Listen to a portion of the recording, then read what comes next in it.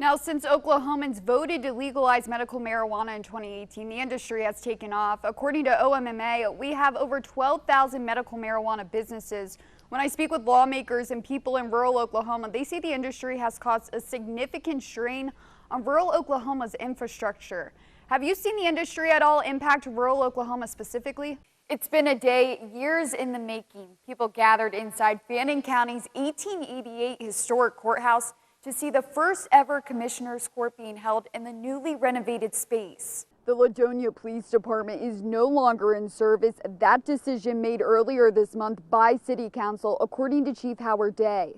Just last week, the Oklahoma Tax Commission ruled in favor of the state. This particular ruling deals with individual state income tax, a plan that has been in the works for over a year and a half. The city of Gunner will no longer be in charge of their water system. Oklahoma House Bill 3504, signed into law, now requires insurance companies to completely cover diagnostic mammograms.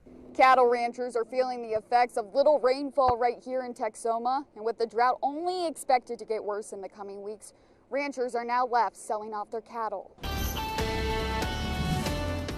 Yeah, Bob, a very active scene right here in Sherman on the corner of Shields and Archer at Westwood Garden Apartments. Now, Sherman, please tell me, they responded to a call just around 3 this afternoon of multiple shots fired. Now, an important race for Fannin County voters is for district clerk.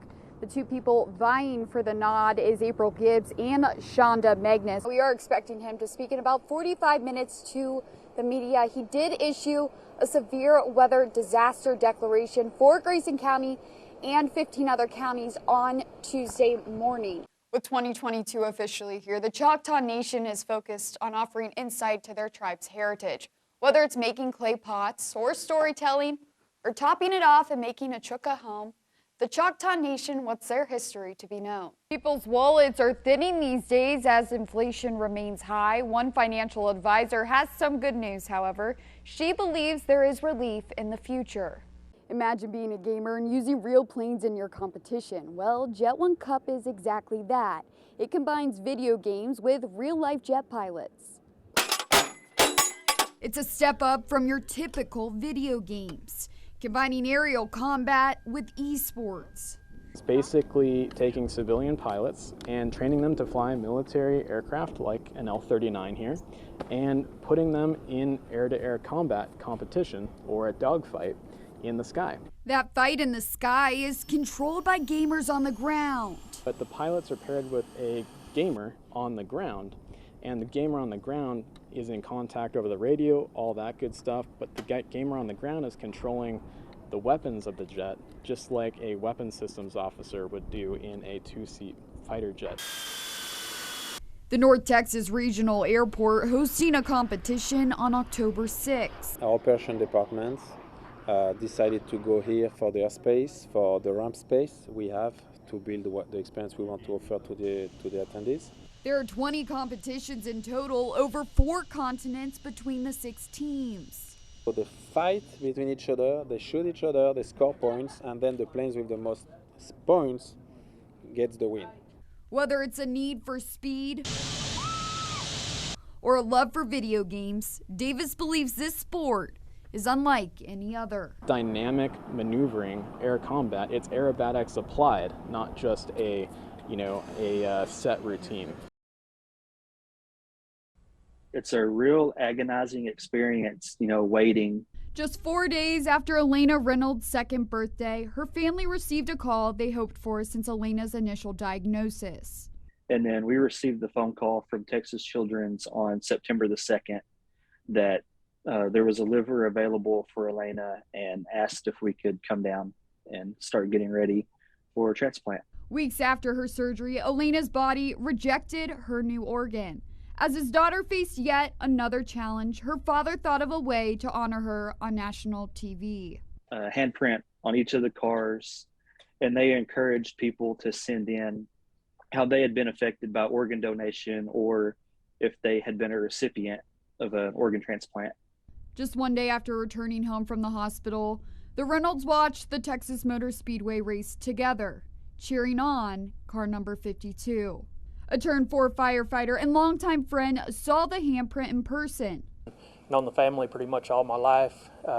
He messaged me and said that Elena's name was supposed to be on one of the cars during Saturday's race, and asked me if I got a chance if I could get a picture of it for him. A unique message from a sport all about time, honoring those whose time is running out. Unfortunately, somebody had to lose their life in order, to donate, but you have the tragedy of that, but you also have the joy of having another child saved. For them to allow that driver to, use his platform to advocate for organ donation, to honor those that have donated organs, it was really cool.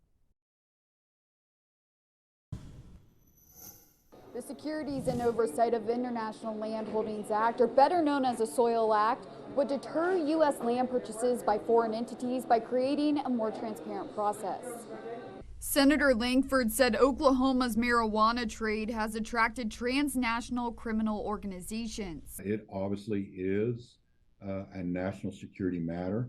We should know who is purchasing land in Oklahoma. We should know who's purchasing land in the United States if they're from a foreign country. Anderson believes this act will help his agency. It's just knowing where these people are is going to help as far as the national security matter. It will also help law enforcement that are investigating transnational organizations. Another aspect bans foreign entities from receiving help from the government.